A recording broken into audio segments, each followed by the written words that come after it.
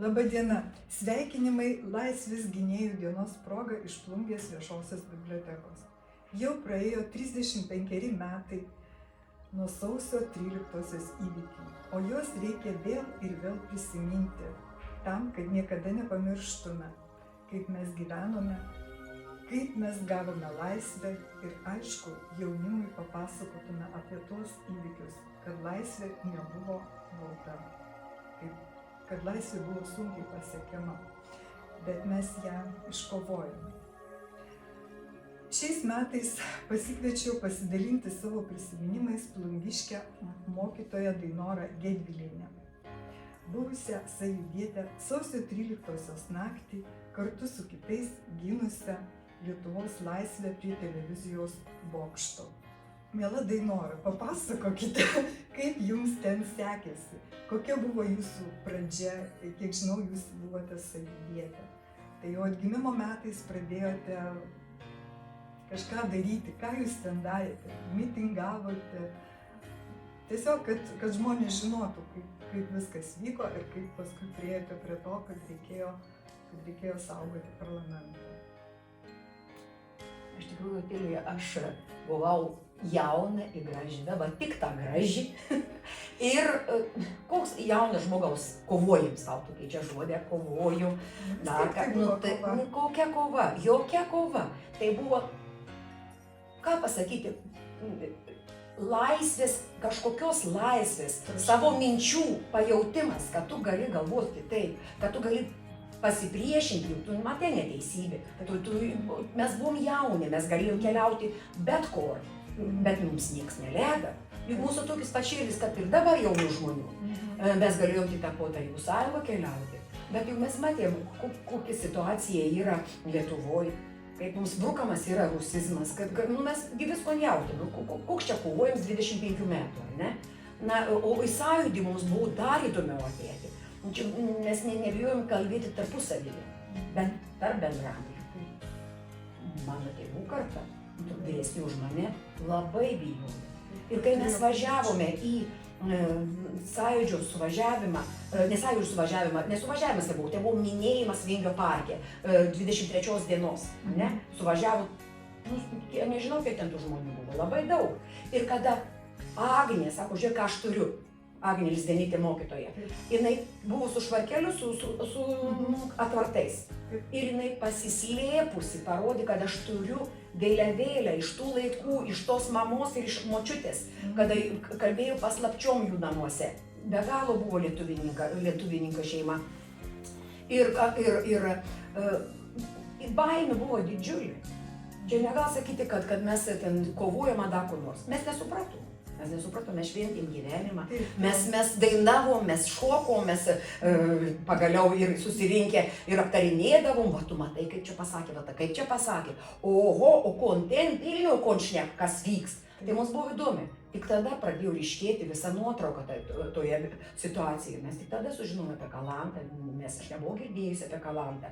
Mes išgirdom apie tremtį, pagaliau aš pati ten daugiau sužinojau apie savo giminę, apie savo giminės nukentėjimus. Taigi nieks mums ir nepasakoja per daug apie tuos visus įvykius. Ką žinau. Man tai pasakojo. Ne, iš tikrųjų tai laba smutam. Pasakoja ir laba tos menka žienis ir iš mano bendramžių ir mūna bendraklasių. Mes laba nešnekėjom, nes mes nežinojom. Kažkas ten kalbėjo, papasakojo, kad tai yra Šapokos istorija, geltonoji literatūra. O kas ta geltonoji literatūra? Tai žodžiu, taip aiškinomės ir visa kita. O sąjūdis buvo tai, grins toks vėjas, žybančios akys ir bėgimas ir dar. Tu matai, vienu mūsų bendražygio tėvą išsikvietė į KGB. Tu matai, kaip čia mes įdomiai darbojamės, kaip čia mes šnekamės, kaip čia mes organizuojam roko maršų sutikimą prie Plungės, ten, kur buvo senoji benzekolonija. Ten buvo Plungės užrašas ir mes laukam, Aliukas Atoras dailininkas atvažiavęs su mano geriausia draugė susiženėjęs, prisiskynė uošvienės darže agurko, pilną katilą, iš agurkų Lietuvos vėliavėlį ir laukiam Kaušpėdo, kad čia mūsų žemė, kad mūsų agurkai patys skaniausi. Nu, turi atseit tokie juokai, tokie dabartinė, kaip jaunimas šnekėtų, prikolai, bet buvo linksma, mes nieko grina nebijojom. Nesivaržėm. O kada įvyko, iš tikrųjų tai buvo pokalbiuose ir mes palaikėm ir tos išminčius, ir tą išmintį, ir idėją, ir viso sąjūdžio. Na, imponavo ir visi sąjūdžio išminčiai vyrai, kurie nepabūgė ir kalbėjo tokius dalykus ir taip pat prašė, kad reikia važiuoti prie Seimo. Tuose įvykiuose visi Plungiškiai važiavo. Mano kelionė prasidėjo, nebeprisimenu, 3 ar keltų kartų, bet pirmasis išvažiavimas man buvo sausio 11 dienos. Buvo penktadienis, savaitės galas. Aš dirbau Mėnijoje, kultūros klube sporto ir tada, žinot, kai važiuoji su dirbančiais žmonėmis, vyrai iš eksperimentinių cecho, iš autobusą davė mane, išsireikalavo į autobusą ir mes važiuojam. Mano draugės tokios buvo, dailininkės, eksperimentatorės tokios, Džilda Medeikaitė ir Egidija Kareivaitė. Važiuoja Japans, važiuoja su tokiu didžiausiu Lazo autobusu. Ir tu sesės sako, sukaus atgal, sugeda stabdė. Kelias slidus. Esame netoli Vievio. Į Vilnių chebra negali važiuoti. Važiuojame Vievį. Susirondam po mūsų taisą. Aptaisą. Tus. Kokie draugiški. Taip. Tus aptaisą, sutaisą, kiek įmanoma, kad mes galėtumėm grįžti. Stabdžius. Ir mes grįžtame į Vilnių. Nu į kon, grįžtam, linksma, kažkas dainau, kažkas kon, kažkas vyra ir šumne, kažkas anekdotas pasako. Ir vyra buvo jaunė. Tai va, tai grįžtam, vėla. Neik turit metė, skonda negida. Dainora, tu žinai, šiandieną rytmetyje pripažinys laukdo autobusą, važiuojam meną mokyklą, važiuojam kultūros darbuotoją, mokytoją, važiuojam, ką man tėt labą nuvažiuoti. Egidus sakau, 6 dienos, aš jau vakar buvau. Važiavau į buvau ir aš nebenoriu, sakau, aš mėganu, tai jaun žmogus, o žinoma, nori mėgą. Bet ir Džilda važiuok jam. Gera, važiuok jam. Aišku, mes išvažiavom su tas mokytojas, pasiėmiau 2 litrų termosą, karštos kavos, prisitaisėm ir mes išvažiuojam. Važiuojam Benojams, Gidas tėti turi vėliavą, mes irgi tokis linksmas visas, išvažiuojam.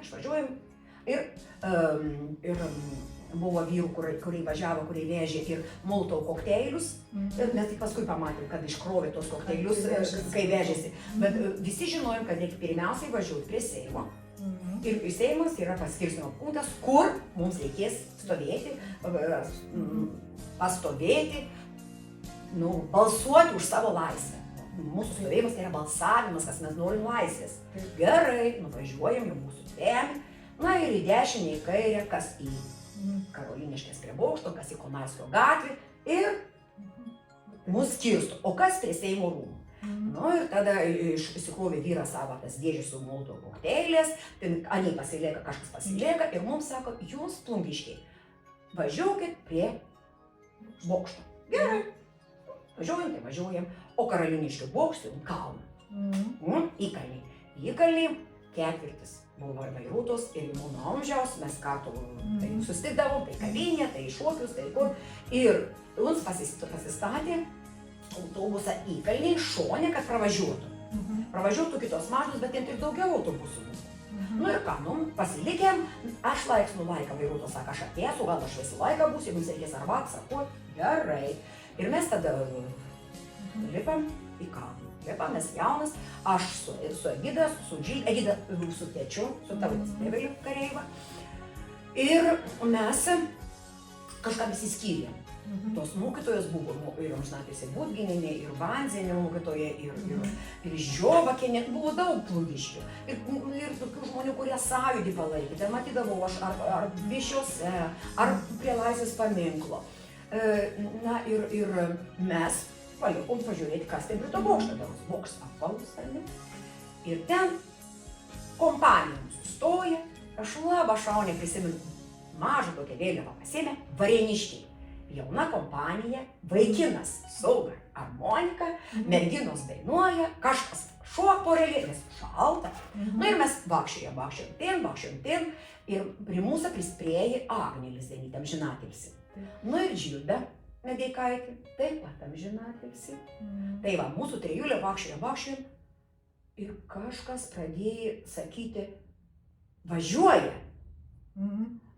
Nes išgirda iš tolumos, kad yra trinksmai. Tai, ko daryti? Vyra stojam, buvo tokių komanduotojų, kurie, be abejo, vieną reikia suvaldyti.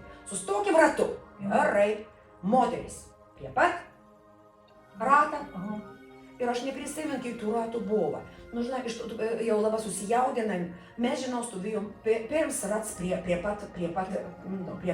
Lizdenytė Agnė turėjo rožončių. Mergas melskamus. Marija mums išgelbės. Džilda, aš ir Agnė buvo už mumis vyresnė. Meldamės. Žinoma, mes buvom, tiesiog jeigu mes dabar būtume, mes buvom dešinioje pusėje, ten kur tas parkelis. Iš tikrųjų, tas vakaras buvo šėls palyginus. Nebuvo sniego. Buvo tame parkelį buvo jauna žolelė. Ir ten klimpo viskas. Ten buvo makalinė, purvas. Užtverta, tai medelė tokie jauni iš tos pusės užsodinti. Nu, kiek aš atsimenu, nes prasidėjo kino filmas. Mes visi, žinoma, koks filmus žiūrėjom Tarybų sąjungos laikais. Karas, fašist, šnel, tokie žodžiai ir mes va tiek gyvenom. Karas, Vokietijos rusas. Rusus laim, valiau, ir mums buvo įdiegta, kad mes turim šaukti, jeigu ruskė laim, mes šaukam valiau. Nu ir iš tikrųjų tai buvo man. Aš esu kino filme. Matom, apačioj, supranti, matom, kad pravažiuoja tankai, tanketės, mes neįžiūrim, kas ten, bet blyksniai to šviesų, mes matom, kad pasigirsta šūviai, visa kita, kad tikrai vyksta.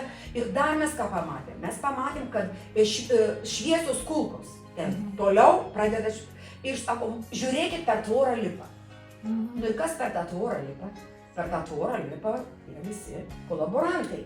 Ir tie jauni vyrukai yra ir link mūsų ten pradėjo jėti. Ir mūsų kompanijoje važiavo Tumas. Atsimenu, senoje vaistinė dirbo Tumienė vaistininkė. Labai šauni moteris. Tai va, jos vienas sūnus toks buvo labai didelis patriotas. Ir jisai sako, žodžiu, merginos ir dar kiti ten vyrai sako, jau kai pradėjai ten dušti stiklą, mes dar nesuprantam, kur mes esam. Ir ką? Ir tai sako, ar čia moteriškom reikia stovėti? Mums pastovi ir mes bėgom, nei tom posė, iš kur ta tvora buvo, kur tai kolaborantas šoka, bet mes bėgom į priešingą posę. Bėgam, mes nebesuprantam, per tom bėgėjimą. Aš bėgau su Agnė, su Džilda, susikabinau su rankomis. O mūsų Agnė dingo. Aš dar šaukiu Agnė, nėra tos Agnės. Suprantat, tai buvo iš tikrųjų tai labai didelis nervinis šokas. Žinoma, jaunesni mes labai paprastai palyginus pernešėm, o Agnė ir po to buvo didelis šokas. Nu ir dabar, kur mes esam? Matom tanką, sautos tanketės, bet nus nieko nedaro. Mes jau nebežinom, ko daryti. Matom tų žumionių šurmulys ir ten bėga ir šauda ir dar kažkas ir riksmas. Ir vienu žodžiu mes sakau, Agnė, einame įzėti į autobusą. Ateinam prie to autobus modelį, atbėgau, mūsiškių, nieko nėra. Kas antrus longus. Agnė sakau, aš dar didesnis šokas. Kam pamata sudaužytą daiktą, kad tu pamata parkritus žmogų, tu pradedi suvokti, kad čia yra ne žaidimas, čia joks filmas. Tada aš bėgu į savo tą 2 litrų termosą kinietišką, atsimintų, kai būdavo su rožėm. Atsigertos arbatas. Nuo to smūgio, ten viskas išėjo į duženas. Tada supratau, kad čia dar baisiau, kad čia šaudė tikras tas šuvinės ar kokias, koks tokius garsus, nes netgi nesupratom. tada mes toliau bėgam ir pamatėm, viena iš mūsų buvo pagyvenusi, nežinau jos, nei vardo, nei pavardės, ir ant buvo sutriušinį kepurį. Nu, balsmėksės, bet atsimint buvo, matot, ištriuoši kailį kepurį. Ir suprantu, kad tai stiklą krėta, nu, mūsų nepataikė, ant mus pataikė, gal ant kitų pusė, daugiau kažkokių kitų pusėje stovėjai, gal mums tas rožončius saugojo, nežinau. Ir žakraus prasisūgis. Ir tada nebeprisimenu, kas iš to tokio streso, sako, bėgam, viena moteris Vilnietė mums padarė arbatos, Karoliniškėse į butą. Pirmam aukšte, ar antram, net mes nedaug telipom. Ir mumis ten saujelė tų žmonių, nu kiek mes buvom, 5, 6, 7, parsivedė pas mus arbatos gerti. Leido į tualetą įeiti ir leido paskambinti. Sako, jūs paskambinkite į Plungę, pasakykite, kad nesijaudit, kad jūs gyvos mergaitės. Gyvos, žinoma, mes jaunas, žinoma, tai ta moteris pagyvenusi. Aš skambinu į Plungę, niekas nepradėjo, kalbu, kas tu Plungė? Apsimėgo jis man tėtis. Alio! Tėti, jung televizorių, jung radiją, tu nežinai, kas dėdas Lietuvo. Vukas dėdas, besmeigtam, sako. Aš tai nebėgoju. Mano vyras buvo išvažiavęs į Vilnių tada. Taip, Aš pasidariau. Ir vienu žodžiu, sakau, tėvėliu, žinokite, sakau, yra bloga, gali būti karas, sakau, ir žuvusių, mes jau žinojom, kad ir žuvusių, ir visokių, man sakau, žinokite, sekit žinias, aš esu, man nieks neatsiteka, mes ko gerai, tu parvažiauja, apišauš, nes buvo tomsi naktis. Nu ir mes parytės iš tos moters atėjom iki autobuso, tas autobusas, Alis 4. Saka, žinai, saka, aš važiuosiu į Vilniaus ATI ir aš važiuosiu, norėtus langus už komšitims paskiau parvežti. Ir aš nežinau, kaip mes atsidūrėm vėl, kai jau išaušo tas rytas ir kas mes, ta kompanija man, buvo šalia manęs Žilda visą laiką. Ir mes atsidūrėm, prie bokšto, nes kvietė atvažiuoti prie bokšto, bet aš atsimenu, kad Tums sako, Tums negavo važiuoti prie to, ne bokšto, ne, į Seimo, parlamento, į tą aikštę į mitingą. Nes visi bijojom, kad nepradėjo tanką važiuoti į Seimą. Nu ir sako, panas, važiuokit, jūs Plungė, sako, jums smagus dagimdyti, kas Lietuvą ne to pražūti, žinau, uns taip, žinau. Bet sako, mes turėjom būti, mes būsėm dar, kol dar neišvažiavom. Pradėjo snaigulį, pradėjo daugiau šalti ir mes apie 12 posį pirmus išvažiavom. Mes buvome ir mitingė žmonės giedojo, mes meldėmės ir dainavom. Agnės aš daugiau nebesutikau, paskui mes susiskambinau jau. Tai jinai gal buvo ten tose, kai važiavo tankai per žmonės? Ne. Jinai išbėgo į kažkur nubėgo, iš tikrųjų tai buvo šokas, pasimetė. Jinai nebuvo tame. Nu tai va, tai ir aš ką pamačiau to kepurį, dabar ta moteris, jos didelis tokias akis, žinai, pagyvenusi ir ta balta kepurė sukruvinta. Mes grįžom tik nepilnas autobusas, pasiliko, nes tie vyrai pasiliko su tom ir Tumas pasiliko ir kažkas ten dar pasiliko, mes pravažiavom, tai jos posė autobusai grįžom. Bet išdaužytais langais? Ne, sutvarkė, sutaisė, išlydėjo mus į valgio visus langus, sudovanojo, sudėjo, aš nežinau, kaip ten neatsiskaitė, nedomėjome, žinau, kad jaunas žmogus. Ir mes grįžome į Plungę, aišku, stebėjom, bet 30 metų. Dėmesys kiekvienam sukaktim toks jaudulys. Neišpasakys, bet tik tada, kai supratau, kur aš patekau. Nežinau. Ir dar, kad per COVID mirė aktyviai. Prieš COVID mirė Žilda, ta mūsų amžiaus liga onkologinė. Ir aš galvoju, toliau, mes prabuvom, žinai, dabar šveina tokį, žinai, mes iš tus 3. Bet tikriausiai mums ir išgelbėtas rožodėlis. Ir tikriausiai, o tikrai, na ką, čia stiko žmogus. Ir paskiau, žinai, man dar kveitė žmonės, man kveitė, važiuojame laidotuves, važiuojame palaikyti prie Seimo. Aš negalėjau. Agnė man paskambino. Aš buvau darbė ir paskui mama mamytė atsiliepė. Ir Agnė sako, kaip dainuos sveikatas. Nu, sako, lyg tai, nu, niekas, sako, dabar. Sakau, bet į Vilnių, sako, nevažiuos niekada. Dabar per tos visus, sako, iš tikrųjų yra. Bet dar Nelė buvo bloga. Nelė jau lankėsi pas daktarus, nes iš tikrųjų buvo labai didelis nervinis sukrėtimas. Labai. Gal daugiau papasakotų Vida Turskytė. Nes ant ten daugiau buvo, ten budėjimuose visose buvo. Jinai budėjo. Su mūsų kompanija nebuvo, bet Plungiškių tikrai buvo labai daug. Pavieniai, kas važiavo, aš dar tą naktį sutikau savo brolį. Jisai buvo Valdas Simutis, dabar meno mokykloje dėstytojas, mokytojas.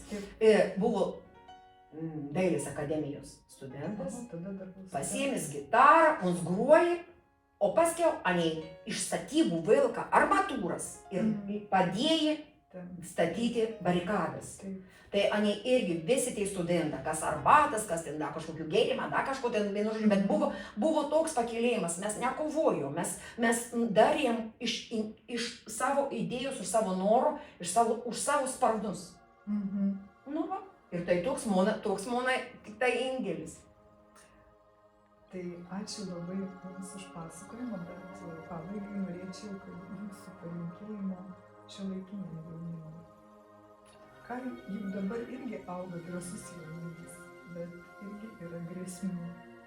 Aš sutarku Ukrainą ir nežinosiu, kaip čia bus toliau. Ką Jūs iš savo patirties galėtumėte pasakyti?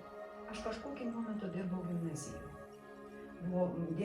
Turėjau teatrą kelis pamokėlis ir susitikau labai nuostabių jaunuolių ir merginų ir vaikinų ir viso kito. Ir žinokitės, ir mano laikais buvo baltų varnų. Ir dabar anų ir tų baltų varnų. Ir labai, va tos baltas varnas, tos noras skraidyti, ar ne, tos parus išskleisti. Ir yra mūsų viltis ir tikėjimas. Nu ir kas, kad yra dabar, žinoma, yra labai daug pagundų. Kažkada klausiaus pamokslą Kazimiero išvakarėse, Švento Kazimiero per studiją. Įsivaizduoju, sako, bepigu buvo tam Kazimierui būti šventam. O mūsų jaunimas kiek turi pagundų? Kiek pagundų? Jeigu ne alkoholis, tai moteris, jeigu ne moteris, narkotikai, jeigu ne narkotikai, kompiuteris. Ir tas kunigas ir sako, nu jūs pabūkit, jaunas žmogus, juk tur viskom patirti. Bus tų jaunų žmonių ir yra jų. Labai šaunių, nuostabių, ir už Lietuvą, ir už visus. Aš galvoju, kad ir dabar va, ir kariuomenė eina jaunimas. Ir kiek savanorių. Ir kiek savanorių, ir gimnazijoje, kokie renginiai. Žmonės daro gerus darbus, kas dainuoja, kas šuo, kas šachmatą žaidžia. Iš tikrųjų tai, ką aš noriu palinkėti būti savimi. Neveizėti į jokias propagandas. Labai sunkiai atsilaikyti tam šventam Kazimierui. Labai sunkiai. Bet dėl to mes ir esam žmonės. Tai jo. Linkiu būti savimi ir siekti to laisvės. Vidinės laisvės. Visais laikais žmogui reikia laisvės. Ačiū tau, Dainora, ir tikiuosi, kad šitą interviu matys jūsų ir tam mokiniai, o jie irgi išgirsta ir visą kitą, ir tu dar ne kartą jiems papasakosi tai, ką patyrei, kad jie žinotų, nes yra svarbu žinoti, kodėl mes turime laisvę.